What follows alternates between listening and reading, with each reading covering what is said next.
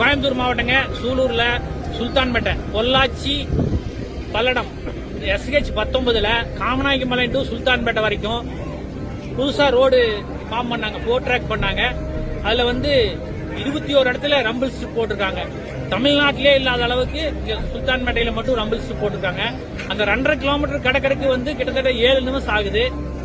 இது வரைக்கும் நெடுஞ்சாலைத்துறை அமைச்சரை பார்த்துட்டோம், ஹைவேஸ் அதிகாரிகளை பார்த்துட்டோம். இன்னொரு வரைக்கும் எந்த ரெமெடியுமே இல்லைங்க. தினம் விபத்து நடந்துட்டு இருக்கு.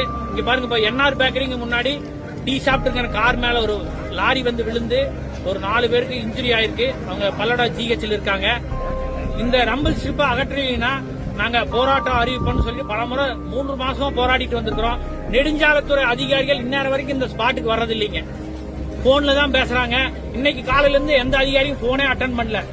இந்த விபத்துக்கு தினம் விபத்து நடந்துட்டே இருக்கு. இந்த ரம்பிள் ஸ்ட்ரிப் எடுத்தா மட்டும்தான் நாங்க இந்த போராட்டத்தை கைவிடுவோம், இல்லாட்டி போராட்டம் தொடரும். கார் உரிமையாளர் நான் தாங்க. நான் பொள்ளாச்சியிலிருந்து காங்கியோட ஃபங்க்ஷனுக்கு போறதுக்காக வந்தோம். இந்த NR பேக்கரி கிட்ட டீ சாப்பிடலாம்னு சொல்லி போட்டு காரை பார்க் பண்ணியிருந்தோம். நான் எல்லாம் உள்ள டீ சாப்பிட்டு வந்தோம். அப்போ பார்த்தோம்னா லாரி ரோடோட அவரும் நல்ல வேகத்தில் வந்தாரு. அந்த ரேம்ப் இருக்குது, லைனிங் ரேம்ப் இருக்குது. ரேம்ப்ல நான் எல்லாம் பார்த்துட்டே இருந்தேன். ரேம்ப்ல லாரி ஏறியுமே அப்படியே லாரி அப்செட் ஆகி நேராக காரை இடிச்சு அது மேலே ஏறி அந்த பேக்கரி இடிச்சு அது அந்த ரேம்பை எடுத்து அது சேஃபாக இருக்குது.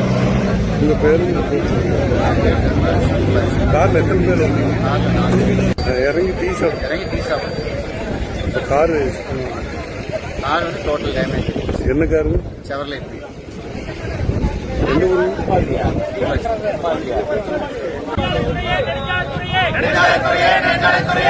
கட்டுக்கொள்ளாத நெடுஞ்சாலைத்துறையே